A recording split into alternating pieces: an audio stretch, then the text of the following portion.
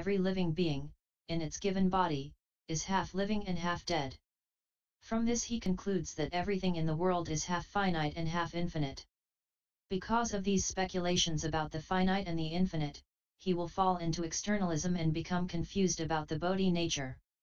This is the fourth externalist teaching, in which one postulates finiteness. Further, in his practice of samadhi, such a good person's mind is firm, unmoving, and proper, and can no longer be disturbed by demons.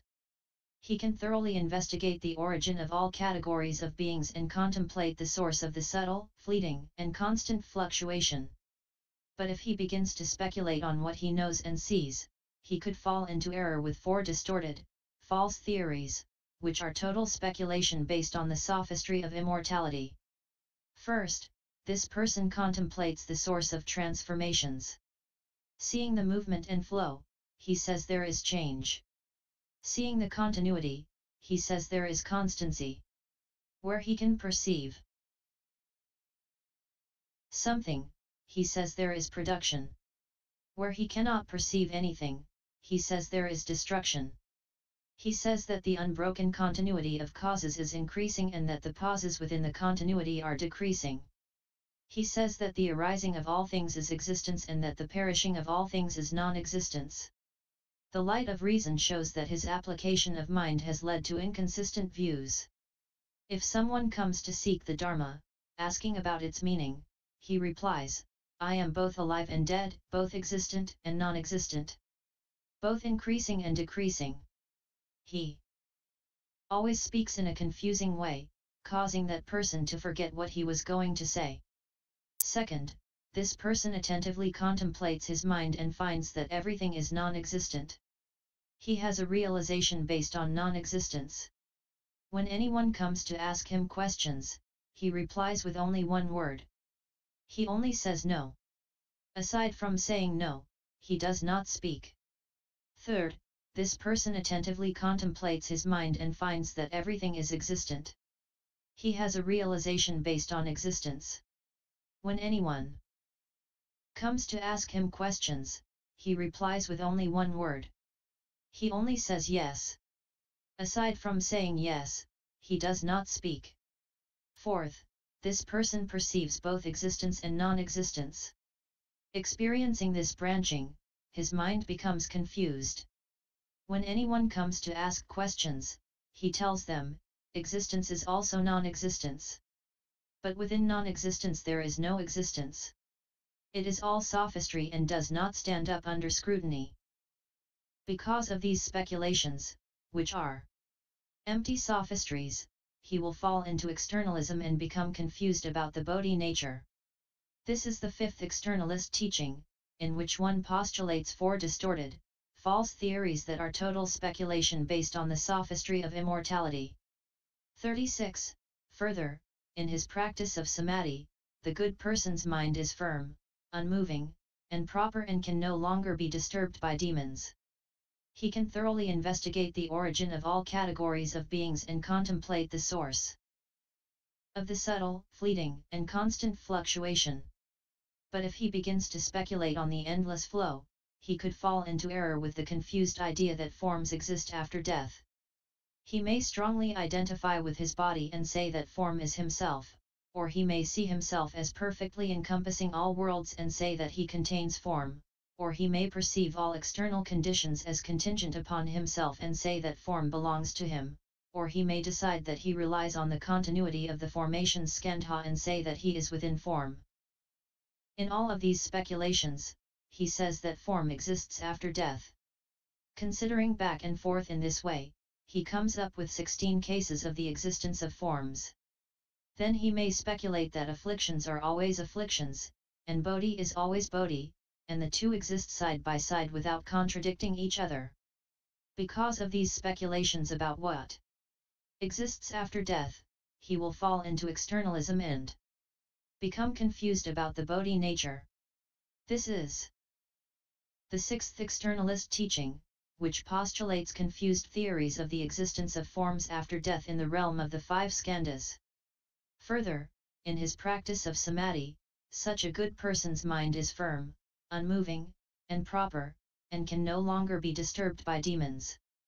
He can thoroughly investigate the origin of all categories of beings and contemplate the source of the subtle, fleeting, and constant fluctuation. But if he begins to speculate on the skandhas of form, feeling, and thinking, which have already ended, he could fall into error with the confused idea that form do not exist after death. Seeing that his form is gone, his physical shape seems to lack a cause. As he contemplates the absence of thought, there is nothing to which his mind can become attached. Knowing that his feelings are gone, he has no further involvements. Those skandhas have vanished. Although there is still some coming into being, there is no feeling or thought, and he concludes that he is like grass or wood. Since those qualities do not exist at present, how can there be any existence of forms after death? Because of his examinations and comparisons, he decides that after death there is no existence. Expanding the idea, he comes up with 8 cases of the non-existence of forms. From that, he may speculate that nirvana and cause and effect are all empty, that they are mere names, which ultimately do not exist. Because of those speculations that forms does not exist after death, he will fall into externalism and become confused about the Bodhi nature. This is the 7th externalist teaching, which postulates confused theories of the non-existence of forms after death in the realm of the 5 skandhas. Further, in his practice of samadhi, the good person's mind is firm, unmoving, and proper and can no longer be disturbed by demons. He can thoroughly investigate the origin of all categories of beings and contemplate the source of the subtle, fleeting, and constant fluctuation. In this state where the skandha of formations remains.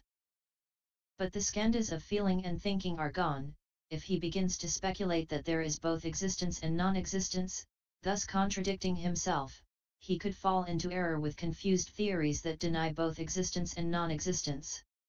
After death, regarding form, feeling, and thinking, he sees that existence is not really existence. Within the flow of the formation skandha, he sees that non-existence is not really non-existence. Considering back and forth in this way, he thoroughly investigates the realms of these skandhas and derives an 8-fold negation of form.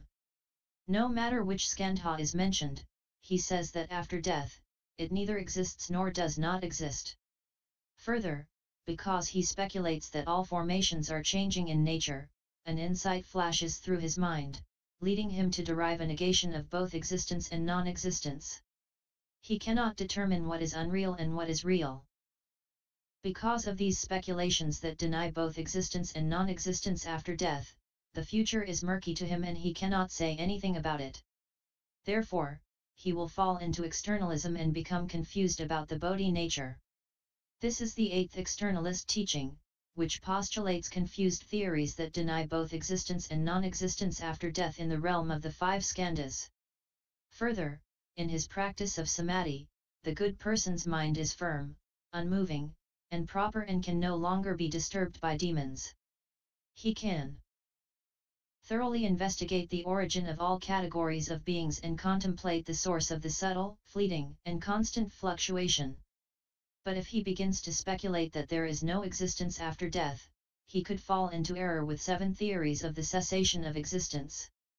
He may speculate that the body will cease to exist, or that when desire has ended, there is cessation of existence, or that after suffering has ended, there is cessation of existence, or that when bliss reaches an ultimate point, there is cessation of existence, or that when renunciation reaches an ultimate point, there is cessation of existence. Considering back and forth in this way, he exhaustively investigates the limits of the 7 places and sees that they have already ceased to be and will not exist again. Because of these speculations that existence ceases after death, he will fall into externalism and become confused about the Bodhi nature. This is the 9th externalist teaching, which postulates confused theories of the cessation of existence after death in the realm of the 5 skandhas. Further, in his practice of samadhi, the good person's mind is firm, unmoving, and proper and can no longer be disturbed by demons. He can thoroughly investigate the origin of all categories of beings and contemplate the source of the subtle, fleeting, and constant fluctuation. But if he begins to speculate on existence after death, he could fall into error with 5 theories of nirvana. He may consider the heavens of the desire realm a true refuge, because he contemplates their extensive brightness and longs for it, or he may take refuge in the First Dhyana, because there his nature is free from worry, or he may take refuge in the Second Dhyana, because there his mind is free from suffering, or he may take refuge in the Third Dhyana, because he delights in its extreme joy, or he may take refuge in the Fourth Dhyana, reasoning that suffering and bliss are both ended therein, that he will no longer undergo transmigration. These heavens are subject to outflows, but in his confusion he thinks that they are unconditioned, and he takes these 5 states of tranquility to be refuges of supreme purity. Considering back and forth in this way, he decides that these 5 states are ultimate. Because of these speculations about 5 kinds of immediate nirvana, he will fall into externalism and become confused about the Bodhi nature. This is the 10th externalist teaching, which postulates confused theories of 5 kinds of immediate nirvana in the realm of the 5 skandhas. Ananda, all 10 of these crazy explanations may occur in dhyana as one's mental effort interacts with the formation skandha. That is why these insights appear. Dull and confused living beings do not evaluate themselves. Encountering such situations, they mistake their confusion for understanding and say that they have become sages, thereby uttering a great lie. They will fall into the relentless hells. After my nirvana, all of you should pass on the Tathagata's teachings, transmitting and revealing them to those in the Dharma ending age, so that living beings everywhere can awaken to these truths. Do not let demons arise in their minds and cause them to commit grave offenses. Offer protection so that deviant views will be eradicated. Teach them to awaken to true principles in body and mind, so that they do not stray off the unsurpassed path. Do not let them aspire to and be content with small attainments. You should become kings of great enlightenment and serve as guides of purity. End of the formation Skandha, and SS 014.